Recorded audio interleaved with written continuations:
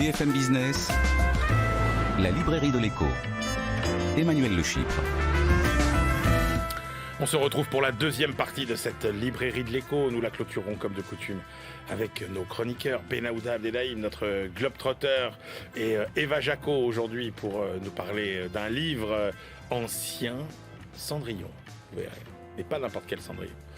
Et tout de suite, on retrouve évidemment nos critiques attitrés. À ma gauche, Christian Chavagneux, éditorialiste et critique à Alternatives économiques. Et puis Jean-Marc Daniel, à ma droite, professeur émérite à l'ESCP Business School et le critique attitré de la Société d'économie politique. On démarre avec le livre qui est le choix de Christian, le livre de Mariana Mazzucato, Mission Économie, chez Fayard.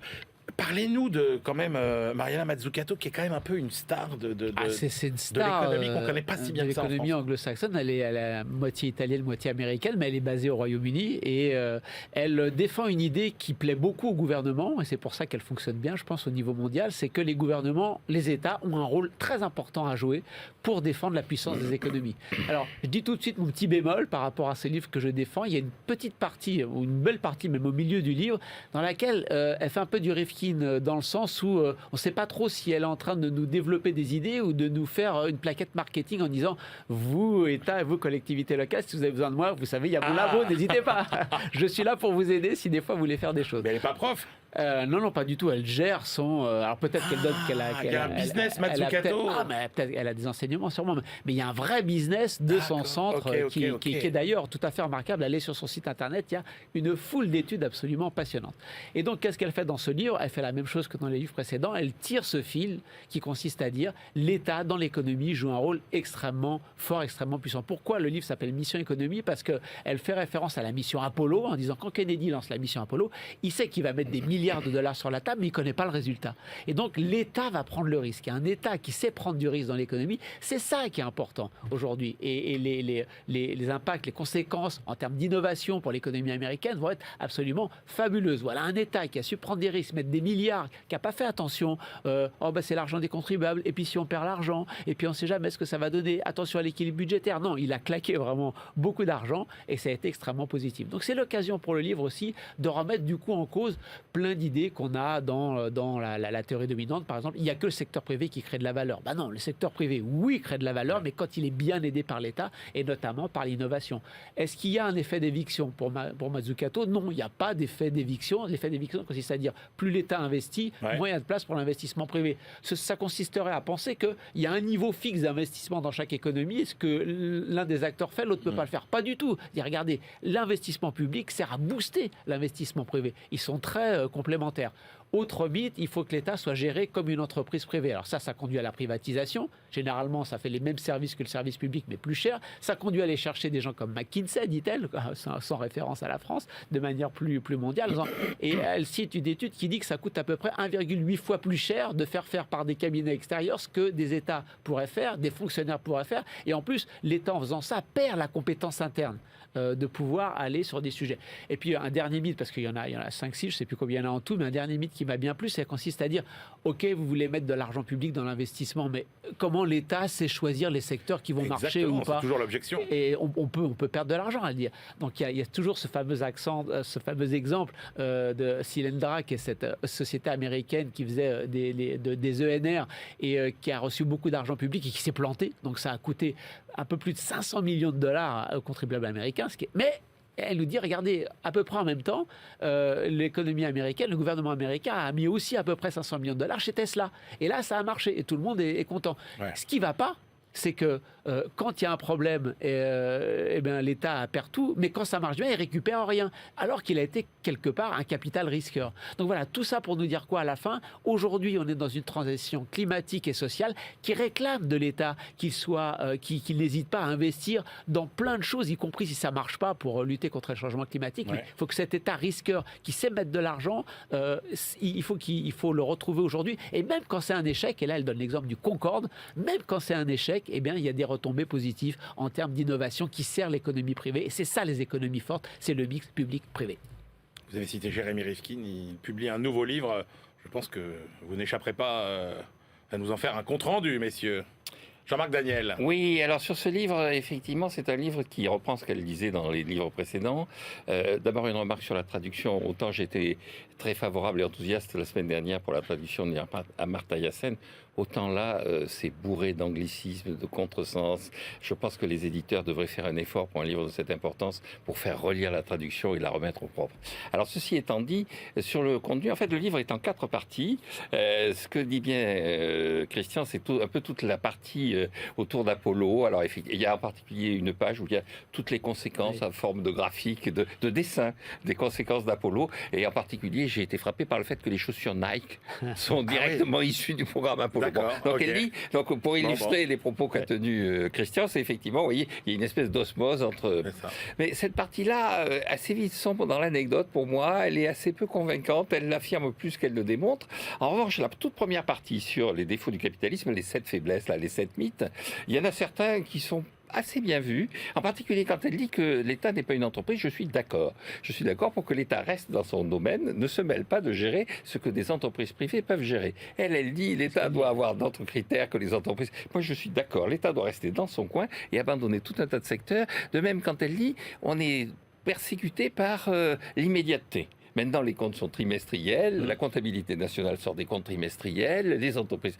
Or, on perd le sens du long terme, l'obsession du... Je suis assez d'accord avec ça. Après, encore une fois, elle fait des diagnostics. Après, elle rentre dans une idéologie où elle affirme, mais elle démontre assez peu. Et puis, il y a la 4e partie où elle fait un peu plus de théorie économique. En particulier, elle dit, le vrai débat en ce moment, c'est entre ce qu'elle appelle les MFT, la théorie sur les failles du marché, qui suppose qu'on améliore le marché, qu'on rende le marché de plus en plus conforme à la vision idéale que donne la concurrence pure et parfaite. Ouais. Et en face, elle dit, maintenant, il y a la théorie monétaire moderne. Comme elle dit du bien de Stéphanie Kelton, vous savez combien Stéphanie Kelton joue un rôle important.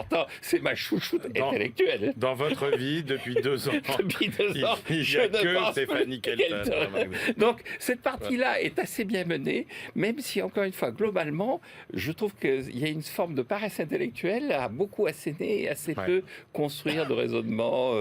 Bon, et puis les anecdotes, bon, c'est vrai, Concorde, les Nike, Apollo, Kennedy. C'est plus que des anecdotes. Oui, non, c'est un récit. C'est pas très scientifique, entre guillemets, c'est un récit. Alors, on passe à votre choix, Jean-Marc Daniel.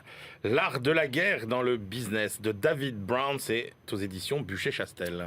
Oui, alors David Brown, c'est un journaliste qui tient des chroniques sur YouTube qui s'appelle Business Wars, où il raconte des vies d'entreprise sous un aspect qui est un aspect des conflits que peuvent générer les entreprises entre elles, de la concurrence, de la façon dont elles se comportent en situation conflictuelle.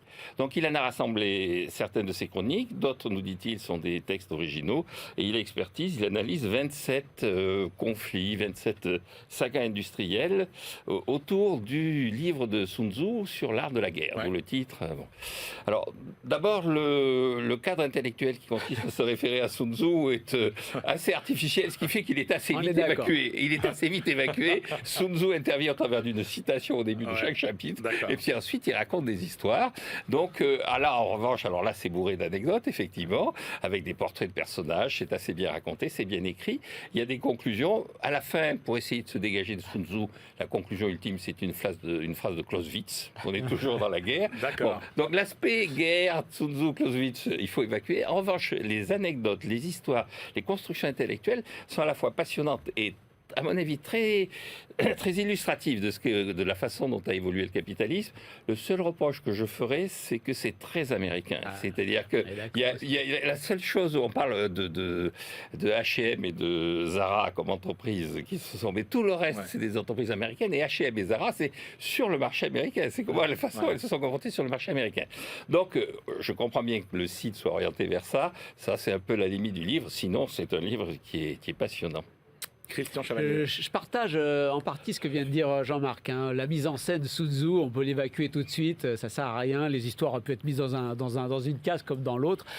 C'est quand même un gros livre. Donc ce qu'il faut surtout pas faire, c'est parce qu'en fait il y a 27 combats, mais en fait il y a plus de 40aine d'entreprises qui sont citées et dont on raconte les histoires. Donc ce qu'il faut surtout pas faire, c'est dire tiens, j'ai 1 heure devant moi, je vais prendre le bouquin parce que vous êtes épuisé par ces récits et ces noms, ces multiplications. Donc il faut en lire 1 ou 2, laisser reposer et puis revenir. Et en même temps, comment il arrive à faire quand même une quarantaine d'histoires d'entreprise. Vous vous rendez compte le travail énorme. Il y a quand même le chef d'entreprise, ce héros. Hein. C'est que l'histoire est toujours racontée que du point de vue du dirigeant qui peut avoir échoué, mais qui a fait tel choix, qui a fait tel choix. Et si on allait chercher un petit peu ce qui se passait à l'intérieur des entreprises, peut-être que ça aurait pris un petit peu plus de temps. Il y a une extrême qui fait que, bon, c'est pas toujours... Alors, je suis aussi d'accord avec Jean-Marc quand il dit que c'est très américano-centré, toujours très surpris de voir combien ces auteurs américains pensent qu'il n'y a que des entreprises américaines.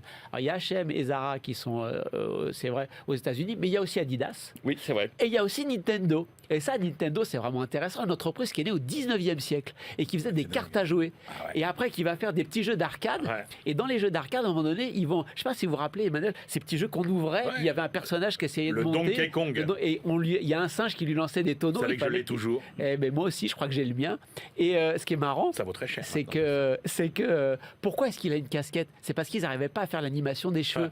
Et pourquoi il a une moustache? C'est parce que les pixels qu'on avait qui n'étaient pas très précis, dès que vous dessiniez une bouche, ça ressemblait à une moustache. Donc il dit, on va faire une moustache. Et il s'appelait Jumpman, le petit personnage. Et vous savez pourquoi il devient Mario? C'est parce qu'en fait, aux États-Unis, dans des jeux d'arcade, il y a un des propriétaires des arcades qui va dire, vous êtes en retard pour le loyer, qu'est-ce que c'est que ce bazar et tout. Et le gars ressemble absolument au personnage. Et comme il s'appelle Mario, il décide de l'appeler Mario. C'est pour ça que le personnage s'appelle Mario. Dernière petite critique, c'est pour dire que contrairement à Mazzucato qui met bien en scène le fait que le privé ne réussit qu'avec le public, là, le public est complètement évacué, sauf pour General Motors quand il a fallu les sauver. Mais sinon, le secteur public n'existe pas. Le secteur privé vit dans un monde complètement à part du reste de la société, du reste des États, et il n'y a pas de relations politiques. Ça, c'est dommage, ça manque. Par contre, si vous voulez passer un bon moment, vous avez plein de petites histoires à lire. Eh bien, formidable. Voilà, 2 livres importants qui ne vous décevront pas. On retrouve tout de suite notre bibliothécaire Eva Jaco qui nous raconte l'histoire de Cendrillon.